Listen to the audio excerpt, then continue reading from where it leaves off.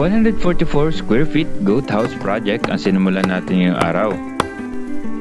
Para mas maluwag ang space ng mga kambing natin, lalo na pag nag-breed na tayo. Tara!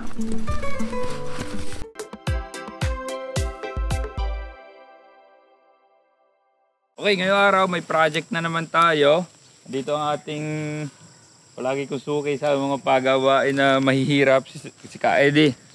Yan, ano kayang gagawin natin ngayon? Bubuo kami ng bagong bahay ng kambingan. Kasi di ba yung atin, apat lang yung laman.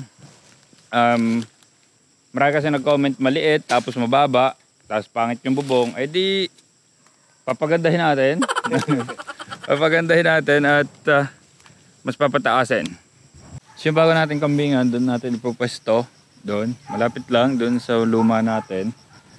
Nagagamit pa naman natin yan sa ibang bagay. Tapos ngayon si Ka Eddie ay gumagawa na nung semento pang palaman doon sa ating poste. Muli na rin kami ng kahoy, pero to follow pa yung iba. Ito ay pang sipat lang para doon sa poste natin.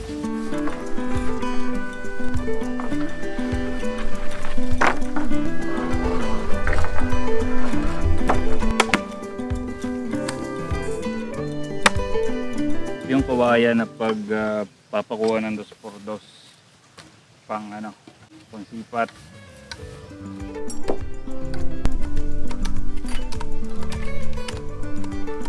Sakutin natin yung mga kahoy. Nang matapos ang pagbubuo ng bakal, hinakot na namin ni Sam papunta sa pagpupwestuhan ng goat house. Sipata na.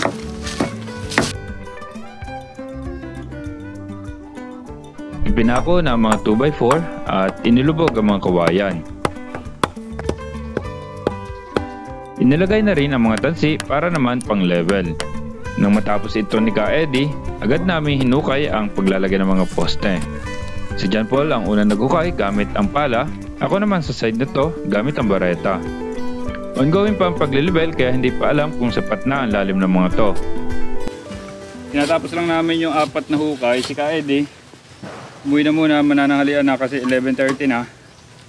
Maaga na lang magsisimula mamaya kasi maaga rin lumilom sa part na to. Ang init kasi talaga, para t-shirt to eh.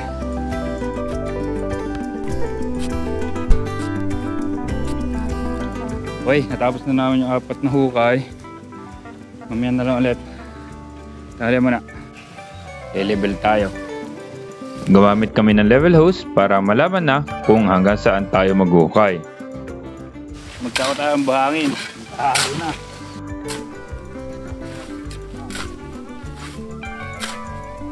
Pitong sako ang pinuno namin. At syempre pa, sino ba magbubuhat nito? Syempre, kami din. Habang nagakot kami, daladala ni Jay ang isang Tres Marias. Sinisingil ako ng 500 pesos. Dinare ko kasi siya na magaling na siya pag nahuli niya ang nakalabas na isa sa Tres Marias. 30 minutes niya pinagod dyan para mahuli niya. Pagkatapos namin hakutin ang buhangin, nilagay na namin ang semento at hinalo ito. Binutasan sa gitna at nilagyan ng tubig. Nang matapos maglebel, sinukat ang bakal. It turns out, kulang pa daw yung hukay natin, mababaw pa.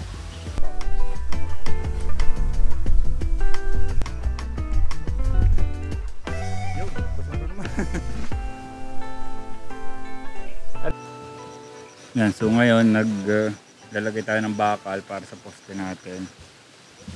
Medyo mababa dito, side na to. Ito, baba dyan. Kaya medyo malalim ang hukay para doon. Kaya game.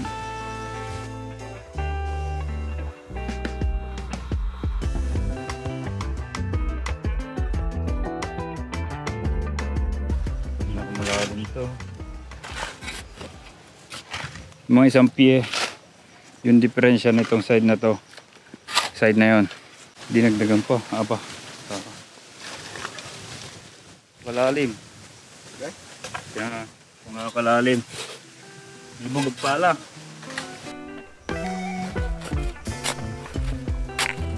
Para ihanda sa pagbubuhos ang concrete natin, nilagyan pa namin ng tubig at hinalo pa.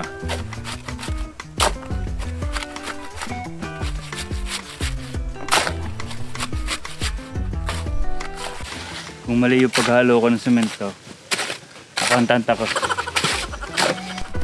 At ibinuhos ko na nga. Ang hirap talaga maging piyon.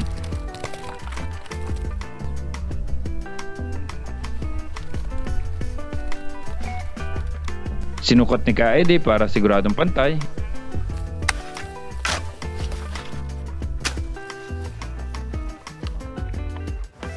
So okay na tong isa. Yan.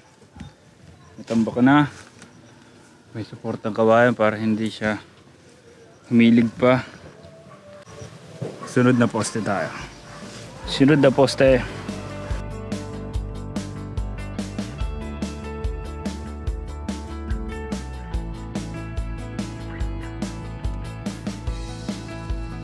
Okay, nakadalawang poste na tayo. Hahalo ulit ng semento.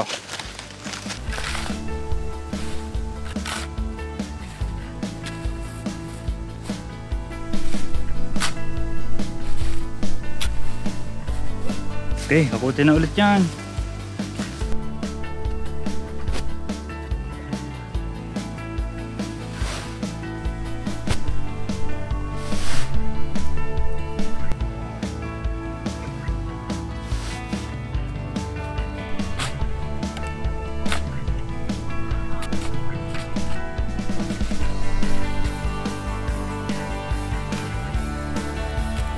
Nabanggit ko ba na wala kaming tricycle ngayon?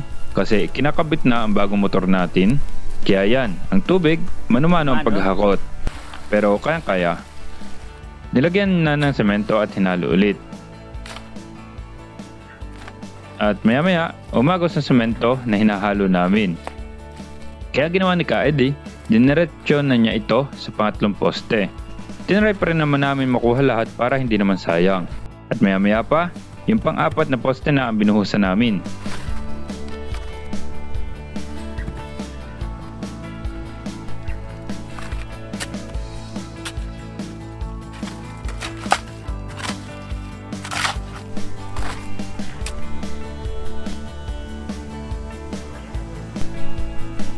Una ko naranasang magpiyon dati ay nung ginagawa yung farmhouse.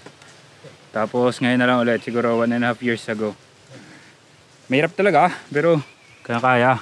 So ito, na buhusan na yung ilalim nung pang-apat na poste. Importante na malinis natin yung ating mga ginamit. Kasi tumitigas to. Kung tumigas itong ganitong semento, ito, mahirap na siyang ipampala.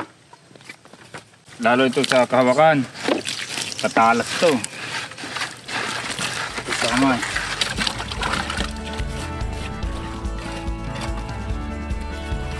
Hindi ko pala ata nabanggit kanina. Itong aming ginawan to is 12 by 12 feet. And si Ka Eddie hanggang ano lang siya, poste. And then after nun kami na. Bahala na. Challenge accepted. So ito si Ka Eddie, nagsusukat naman siya nung pagbubutasan natin. Kasi kailangan butasan yung PVC. Lalagyan kasi ng bakal na pabalagbag. Yung kasi yung maghahawak doon sa kahoy na magiging sahig ng ating bahay ng kambing.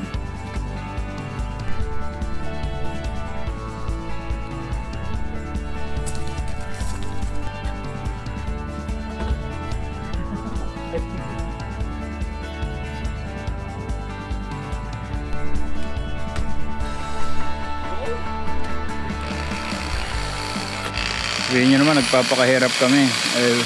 Ganun talaga pag wala extension. Kami extension, kaya yan. Adjust, kami nag-adjust.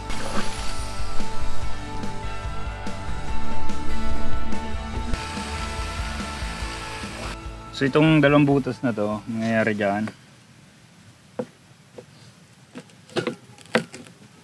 Pasok, punang ito po. Yan, nakaganyan yan. And